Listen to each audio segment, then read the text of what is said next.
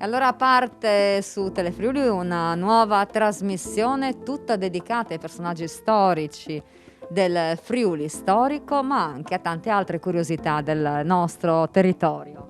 Ma in questo particolare momento dove la socialità, il modo di relazionarsi, di confrontarsi è completamente mutato, così pure l'uso dei social o il tempo che dedichiamo a questi strumenti, come Ente Friuli nel Mondo, in collaborazione con la Società Filologica Friulana, abbiamo ritenuto realizzare dei piccoli documentari che si chiamano proprio 3 minuti di Friuli o 3 minuti di Friuli,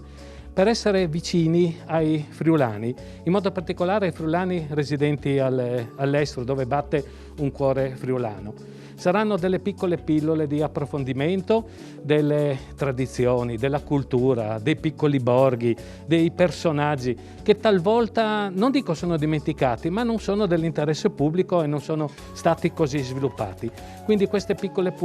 pillole terranno compagnia ai nostri friulani. Sarà anche uno strumento, ritengo sia anche uno strumento per la nostra regione affinché utilizzi questi documentari per la promozione di questi territori. Ecco, diamo qualche piccola anticipazione su quelli che saranno i contenuti di queste pillole, piccoli documentari. Sicuramente sono personaggi, io non li vorrei svelare, però il primo documentario sarà dedicato al saluto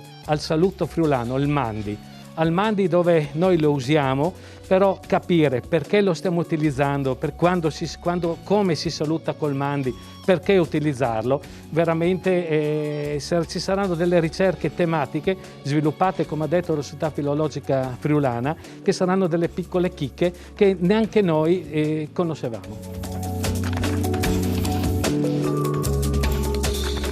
Abbiamo pensato di fare un nuovo regalo al pubblico di cultori appassionati di storia e dell'identità friulana in generale, quindi con l'Ente Friuli nel Mondo e con la Società Filologica Friulana faremo queste trasmissioni di 3 minuti di Friuli, 3 minuti di Friuli, presentando personaggi, luoghi, elementi della storia, della tradizione legata al Friuli storico. Una collaborazione anche con Ente Friuli nel Mondo. Sì, infatti dicevo, con l'Ente Friuli nel Mondo soprattutto abbiamo ricreato questa grande comunità friulana allargata, quindi diciamo considerando anche i nostri corregionali all'estero, naturalmente che costituiscono comunità molto vive, molto legate alla madrepatria, quindi con l'Ente Friuli nel Mondo e con la Società Filologica Friulana abbiamo proprio pensato di fornire questa prospettiva, questa visione, questi elementi per meglio conoscere l'identità friulana nel suo complesso.